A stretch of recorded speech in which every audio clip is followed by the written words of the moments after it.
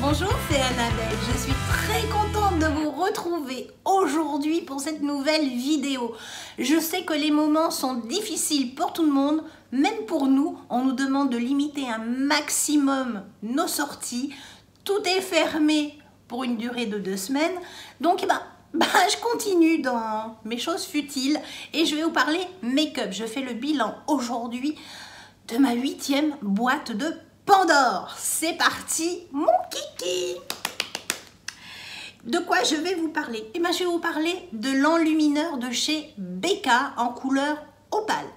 Est-ce que c'est un top? Est-ce que c'est un flop? C'est un top. Oui, c'est un top malgré ma peau mix qui est grasse. Et même avec ça, ça brille pas plus. Ça se maintient. Je l'ai utilisé dans ma version maquillage assez rapide et naturelle. Ça marche super bien, juste en highlighter. C'est juste un produit sublime à utiliser. Donc, un très bon produit. La base de chez Bourjois, Bye Bye Pore. Alors, entre guillemets, parce qu'elle ne s'appelle pas Bye Bye Pore, mais elle fait le boulot. Et oui, elle fait le boulot à un prix relativement raisonnable. Attention malgré tout pour les peaux mixtes. Évitez le nez, mais vous pouvez y aller là où les zones peuvent être un peu plus marquées, un grain de peau un peu plus épais. N'hésitez pas à l'utiliser, elle est vraiment super sympa à utiliser. Malgré tout, petit bémol, le petit pot qu'on ouvre et on y trempe les doigts dedans, je suis pas fan. Mais c'est un bon produit, donc bon. Et puis ça n'est que mes doigts. Crayon à sourcils. Comme vous avez vu dans la découverte, j'ai utilisé le crayon à sourcils de chez Rimmel London, le Brow This Way. En couleur, alors le premier c'était en couleur medium brown qui était beaucoup trop foncé. Donc je me suis procuré celui-là qui est un peu sale parce que je l'ai quand même beaucoup utilisé, qui est en couleur, ça s'efface déjà, en 01 blonde. Alors, c'est un bon produit. Il marche très bien, mais c'est les points... Mais c'est des pointes assez épaisses qui est en biseau. Et moi, je trouve que, ça peut déposer trop de produits. Donc, il faut les faire et rebrosser pour les enlever les excédents. Autrement, on se retrouve avec des petits paquets dans les sourcils, ce qui n'est pas génial. Et c'est un travail beaucoup moins précis et ce qui rend le dessin du sourcil beaucoup moins naturel. Donc, pour moi, c'est pas un top, c'est pas un flop. Attention à la couleur, choisissez bien. Si vous voulez quelque chose de beaucoup plus marqué, oui. Si vous voulez quelque chose de naturel, non. C'est simple. Je suis claire. J'espère en tout cas. Le concealer de chez NYX, c'est un top. Oui, c'est un top. Ça vous garde le dessous d'œil qui est quand même lumineux. Ça ne dessèche pas. Et ça file, alors je dirais, ça ne file pas trop dans les ridules. Au bout de 8 heures, oui. Mais voilà, pour une journée lambda, ça marche très bien. Par contre, ayez la main légère. Très bon concealer, anti-cerne. Je continue. Le mascara de chez Tarte, le Camera Light Lashes en couleur noire. C'est une version échantillon que j'avais. Alors, toutes les écritures s'en vont. Donc, voilà, c'est normal. Ça fait un peu un effet faux cuir avec une inscription à l'encre. Donc, forcément, le frottement, ça part. C'est pas un mauvais produit. Ça n'enlève pas, ça ne détrône pas mon mascara de chez Milk Makeup ou le mascara de chez Benefit. Mais c'est un bon produit qui, je dirais, garde vos cils souples, bien maquillés tout au long de la journée. Il se démaquille très bien. C'est un bon mascara. On va dire ça comme ça. L'ombre à paupières stylo de chez Etude House. Belle surprise. Ça n'a pas une tenue extraordinaire. Je l'ai essayé sans base. Et sans base, je dois vous avouer qu'au bout de 5 heures, eh ben, on cherche un petit peu, ça rentre dans les petits plis de la paupière. Mais avec une bonne base de maquillage, soit un pen pot, soit la base d'Urban Decay, la potion originale, bah, ça tient tout au long de la journée. N'oubliez pas de le travailler. On n'applique pas que le crayon. On applique le crayon et on floute au pinceau. C'est un top. Vu le prix, on peut avoir plein de couleurs. Le fond de teint de chez NYX, le Born to Glow. Voilà, je vais y arriver. Très bon produit, très belle découverte. Attention, peau grasse.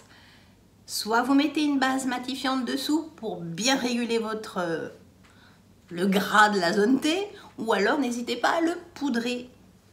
Mais c'est un top. Belle couleur, belle tenue. Bah, je parle de poudre. Je dégaine la poudre de chez MAC. La Mineralize Skin Finish. Super. Elle est juste super. À appliquer sur une base illuminatrice, sur votre base de maquillage, sur un fond de teint qui a tendance à être un peu trop gras sur votre zone T. Ça tient. Très très très bon produit. Je dirais pas que c'est un indispensable, mais presque. Pour une retouche dans la journée, vous avez ça dans votre sac, c'est mieux qu'une poudre libre. Et ça dure, ça dure, ça dure, parce que moi je l'ai déjà depuis quelques temps et je n'en vois pas le fond. Un fond de teint stick. Le fond de teint stick de chez Bourjois, le Always Fabulous. Alors, je n'ai pas utilisé le petit tampon, non. Je l'ai utilisé de façon totalement différente. Je l'ai utilisé avec le pinceau, je l'ai utilisé au doigt, je l'ai utilisé à l'éponge. Doigt, vous oubliez, moi j'aime pas, c'est dégueulasse.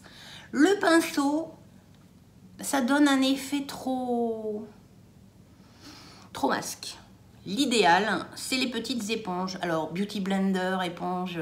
Là, c'est des petites éponges que j'ai achetées chez Etude House, un gros sachet. Donc, vous la lavez. Quand c'est trop abîmé, flotte, ça coûte 3 francs 6 sous. N'hésitez pas.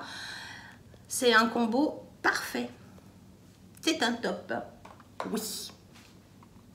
Bah, fond de teint, continue. Le fond de teint de chez Chanel. Alors, bon, l'emballage est joli, c'est Chanel, hein, voilà. Côté tenue, il vous le propose à le passer au doigt. Alors moi, j'ai trouvé qu'au doigt, c'est juste pas possible. C'est pas uniforme. Alors, je sais pas le placer, hein, voilà. Au pinceau, c'est pas génial. Alors, j'ai essayé plusieurs pinceaux. Un pinceau, le pinceau habituel.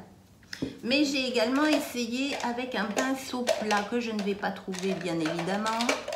Non, je ne vais pas le trouver. Un pinceau un peu langue de chat. Vraiment le pinceau langue de chat un peu épais. J'ai dû le laver et je ne l'ai pas là. Mais je dirais que c'est presque moins pire. L'idéal, bah c'est ça. La petite éponge. Vous appliquez et vous étalez. C'est ce qui le rend le plus naturel. Par contre, au niveau tenue, ben...